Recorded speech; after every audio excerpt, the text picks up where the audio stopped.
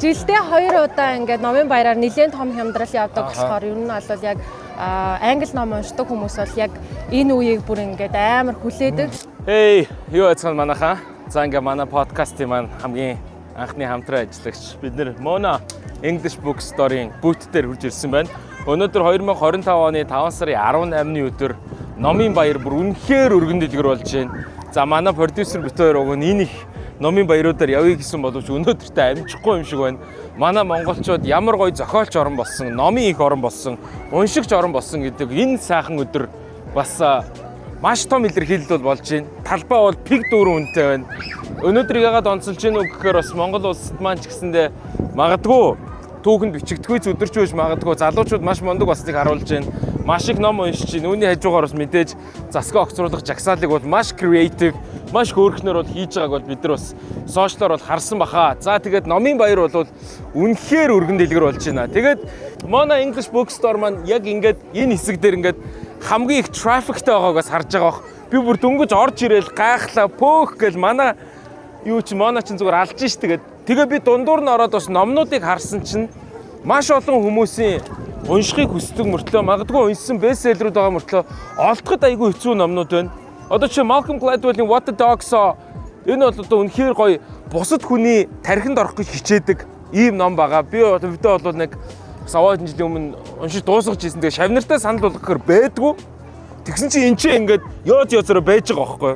За тэгээд жишээ нь Kobe-гийн Mamba Mentality одоо залуучууд ялангуяа өөрхий одоо тэнгэр дэвснээс нь хойш бас их унших хүсэлтэй байдаг гэсэн спортод сонирхолтой хэн бүхэн энэ ч бас байж гин. Би бас хинтээ одоо Mona English Bookstore-ийнхаа захирал номинтойгоос ярилцмаар байна. Яаж энэ номнуудыг ингээд олоод авчираад байна?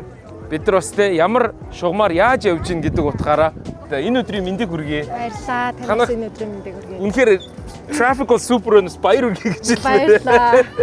Тэгээд жилдээ 2 удаа ингээд номын баяраар нэлээд том хямдрал явдаг болохоор ер нь бол яг англи ном уншдаг хүмүүс бол яг энэ үеийг бүр ингээд амар хүлээдэг. Тэгээ тийм учраас ер нь бол номын баяруудаар бол ачаал өндөртэй байдаг.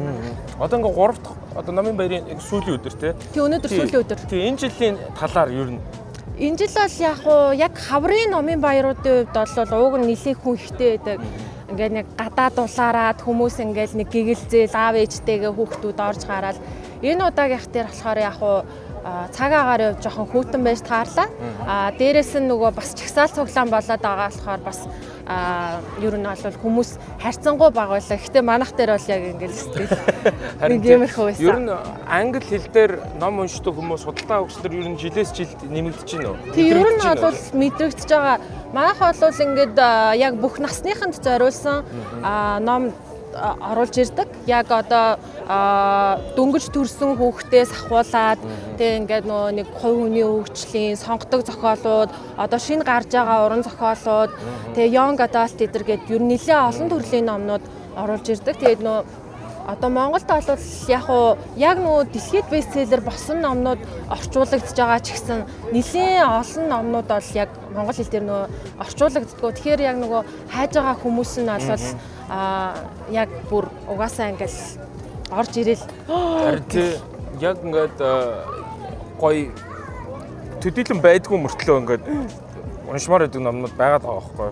Тэг ер нь ямар зарчмаар оруулж ирдэг? Одоо publishing-тайгаа шууд холбогдох уу? Тий, ер нь бол манайх бүгдээр нь тэн нөгөө аль бие усны эрхтэй байгаа. Тэгээ дээрэс нь ингээд бид нөр өөрсдөө бас ингээд дандаа л нэг дэлгүүрүүдэд орохоор нэг байдаг юм байдаг байрандаа л тэгэл нэг хитэн тим юм биш ингээд байнгын шинэ номнууд оруулж ирэхийг зорддог.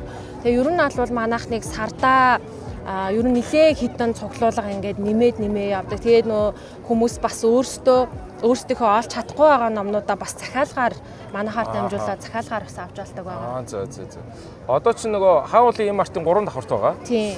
Сансрын Мартин бол Сансрын Мартин 2 давхарт байгаа. Тийм. Ойрын төлөвлөгөө юу вэ нүү? Ойрын төлөвлөгөө гэх юм бол манайх дээр одоо Хаулын Марта ер нь бол яг хүүхдийн хэсгээ болоод нэлээд хамруулж байгаа. Тэгэхээр өмнө нь бас Монгол бүр яг Монголд хизээч орж ирж байгаагүй англи хэл дээрх цуврал номнууд бол нэлээд орж ирнэ. Яг хүүхдийн баяраар таарад бараг ер нь бол ороод ирчих байх. Тийм байна. Тийм. Тэгэд би өнөөдөр бас манайгаас худалдаа авалт хийсэн. Энэ Nexus-ыг юусоо олж чадахгүй байсан. Одоо энэ бол нөгөө information мэдээлэл талаас их гой сонирхолтой байх болоо гэж бодож байна. За тэгээ одоо AI хүртэл явж байгаа бох тийм ээ. Тэгээ энэ номыг нэг сайхан тогтоол тэгэл идчихдэг юм дөө гэдэг шиг тэгээд яг ингээд Намын баярын гал халуун цэгээс номин амарчин хоёр байлаа. Thank you guys and good luck.